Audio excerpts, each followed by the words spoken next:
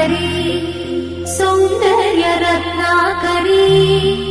निर्धूता किल पापनाशन करी प्रत्यक्ष माहेश्वरी प्राणेयाचल वंश पावन करी काशीपुराधीश्वरी भिक्षां देहि कृपावलंबन करी माता अन्नपूर्णेश्वरी